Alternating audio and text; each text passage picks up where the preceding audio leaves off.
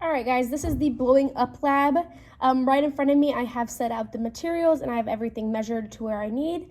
But to do this lab, you will need sodium bicarbonate, 2 tablespoons. I've already gone and measured that. The common household name for this is known as baking soda.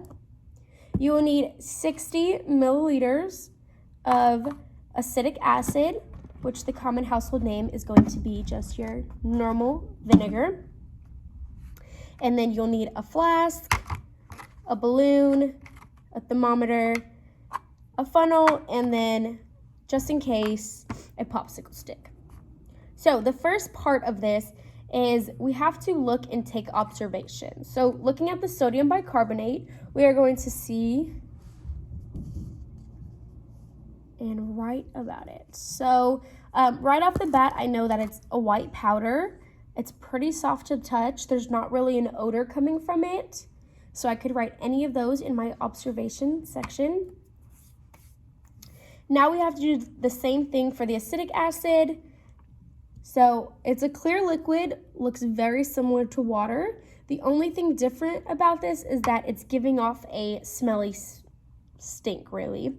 So I will write that in my observation section, so I have both of them already done.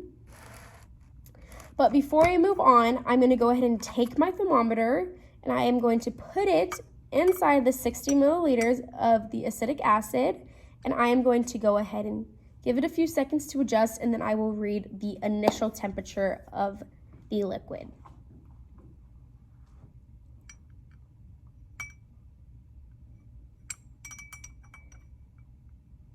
So mine seems to be at 22 degrees Celsius as the initial read.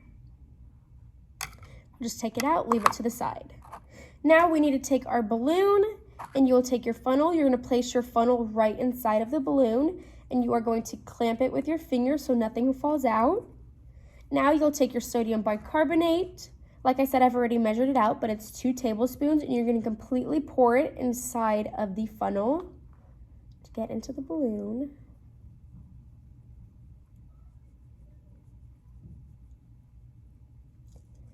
And then this is the portion of why I added the popsicle stick. If it gets stuck, you can just knock it out and then you're good. Before you take it off, go ahead and twist it 2 to 3 times and then pull it out, and you can place your funnel back on your tray.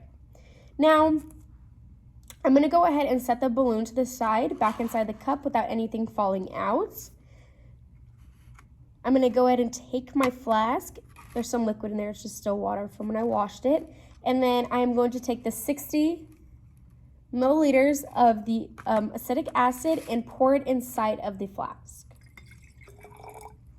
All right. So right now at this point, I'm going to pause and I'm going to draw my conclusions for the before portion. So I will go ahead and draw what my balloon looks like. Pretty much normal balloon. It's a little bit more full at the bottom. And then, again, draw what your flask looks like. Just a flask with a clear liquid. And then after you have this, you can go ahead and move on to the second portion. So I'm going to pick up my balloon again. I'm going to twist it 1 or 2 times.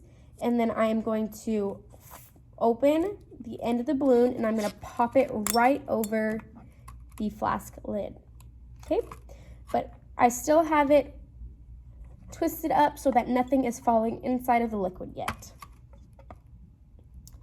Once I am ready, I'm going to go ahead and untwist it, and then I'm going to hold the very end of the balloon, and I'm going to flip it over and tap, tap, tap, tap. Immediately I feel that the balloon is being inflated. There's even liquid going into the balloon, so I'm just going to support it as it goes up.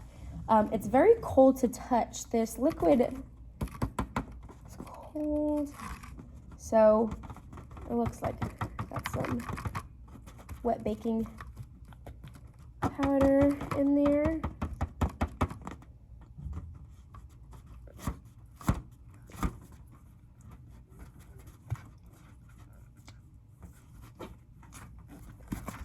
All right, so might not stand up because obviously there's some wet sodium bicarbonate in there, but that's okay. We can get the idea.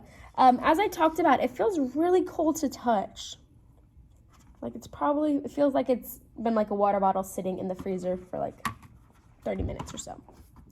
All right, so now at this point, I'm gonna also pause and draw my after observation. So I'm gonna draw the picture of the balloon on top of the flask and gonna go ahead and label everything that it looks like. Okay, so I'm gonna go ahead and leave that right over there. So we're questioned of what happened to the balloon. So obviously we knew it blew up, it feels cold to the touch, but the answer is why, okay? Or the question is why. So for this portion, you're gonna fill it out yourself, and then whenever you are done, you are gonna slowly take off your balloon. It's gonna slowly let out your air. Okay, place your balloon to the side, and now I'm gonna go ahead and take my thermometer, put it inside of my flask, give it a little mix because the sodium bicarbonate often goes to the bottom and then the acetic acid is sitting right on top, so it could use a good little mix. Let's go let it sit.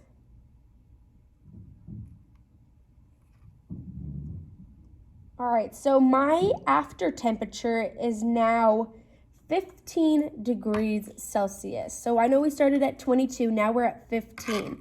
So our thermometer and those reads support our reasoning that it got colder because obviously the temperature has dropped and decreased. So now that that is over, let's talk about what we observed in this lab. So we saw that there was a gas being produced and we saw that there was a temperature change. There was 2 new substances created, which obviously one was the gas that causes the balloon to inflate, but there also is a liquid that was created. Because the temperature changed, the glass is now again cold to touch. And looking at the sodium bicarbonate and acetic acid, the chemical formula supports that this is a compound rather than an element or a mixture. And that is the entire blowing up lab.